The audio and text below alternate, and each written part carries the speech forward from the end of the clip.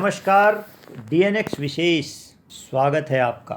शख्सियत में आज हम रूबरू कराने जा रहे हैं आपको देश के दूसरे एवं दुनिया के 22वें सबसे अमीर शख्स गौतम अडानी के जीवन सफ़र से।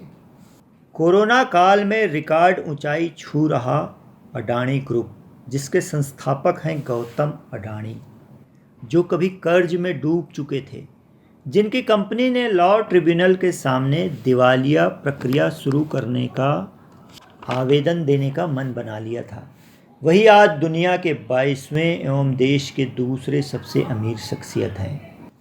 अडानी समूह जो आज देश का तीसरा सबसे बड़ा बिजनेस घराना बन गया है, उसी अडानी समूह के संस्थापक गौतम अडानी को कभी जान बचाने के लिए होटल के बाथरूम में छुपना तक पड़ा था। कॉलेज की पढ़ाई छोड़कर व्यवसाय की दुनिया में असीम ऊंचाइयों को छूने वाले गौतम अडानी और उनके बाथरूम में छुपने की दास्तां, इसे जानने के लिए आप इस वीडियो के साथ बने रहिएगा अंत तक। आइए आज आपको रूबरू करा रहे हैं हम गौतम अडानी के जीवन सफ़र से।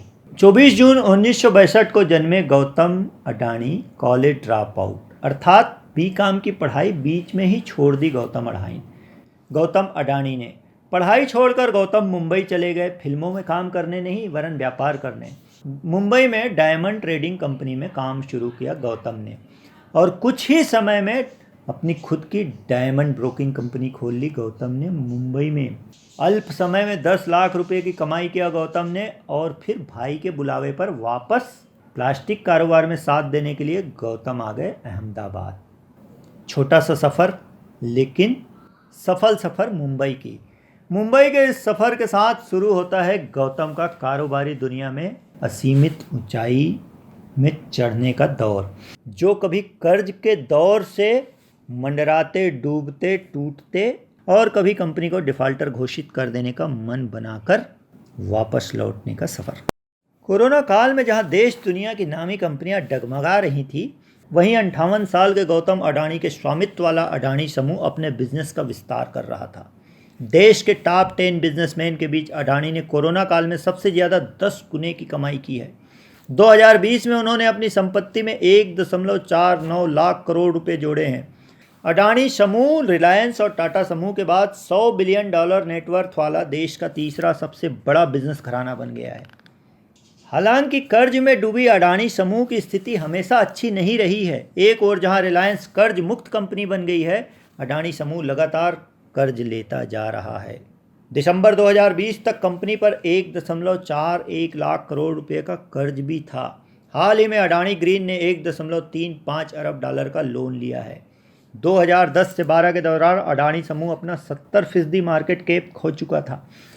इन सब परिस्थितियों के बावजूद अडानी समूह ने 2014 से वापसी की और अल्प समय में ही असीम ऊंचाइयों को छुआ है। 2018 में गुजरात में अडानी पावर का एक प्रोजेक्ट दिवालिया होने की कगार पर था। समूह ने नेशनल कंपनी लॉ ट्रिब्यूनल के सामने दिवालिया प्रक्रिया शुरू करने के लिए आवेदन देने का मन बना लिया था, परंतु यहां से भी अडानी समूह ने वापसी कर ली। गौतम अडानी ने 1988 में पहली कंपनी अडानी एक्सपोर्ट की शुरुआत की। 1995 में गुजरात के कच्छ में मुंद्रा बंदरगाह लीज पर लिया। 1996 में बिजली उत्पादन शुरू किया। अडानी देश के सबसे बड़ी निजी कोयला खनन कंपनी बन गई। आज अडानी समूह की 6 कंपनियां शेयर बाजार में सूचीबद्ध है। पिछले एक साल में अडानी समूह के 5 स्टॉक्स ने 488% रिटर्न दिया है। अडानी समूह के पास अभी देश के 10 बंदरगाहों के संचालन और रखरखाव का जिम्मा है। 2018 में भी अडानी समूह ने 5 एयरपोर्ट के लिए बोली लगाई थी। उस समय सवाल उठाए गए थे कि एयरपोर्ट संचालन में इस समूह के पास किसी भी तरीके का अनुभव नहीं है। इसके बावजूद अडानी समूह को यह ठेका मिला। मुंबई एयरपोर्ट का 74% मालिकाना हक भी अडानी समूह के पास है। कारोबार की दुनिया में छोटे से समय में असीम ऊंचाइयों को छूने वाले गौतम अडानी के साथ विवाद और तकलीफदेह परिस्थितियों का नाता लगातार जुड़ा रहा। 1998 में गौतम को अहमदाबाद में फिरौती के लिए अगवा कर लिया गया था। बाद में उन्हें छोड़ दिया गया। गौतम मुंबई में 26 नवंबर 2008 को आतंकी हमले में बाल बचे थे। जब मुंबई में ताज होटल में आतंकी हमला हुआ, गौतम वहां रेस्तरां में डिनर ले रहे थे। अचानक हमला होता है और गौतम अडानी को रेस्तरां के किचन में छुपना पड़ जाता है। किचन से होकर गौतम बाथरूम में चले गए। बाथरूम में गौतम को रात भर छिपे रहना पड़ा। सुबह 8:45 बजे उन्हें सुरक्षित बाहर निकाला गया। तो यह थी DNX विशेष में आज देश के दूसरे सबसे अमीर शख्स गौतम अडानी के जीवन सफ़र से जुड़ी दास्तां और दास्तां के कुछ रोमांचक पहलू।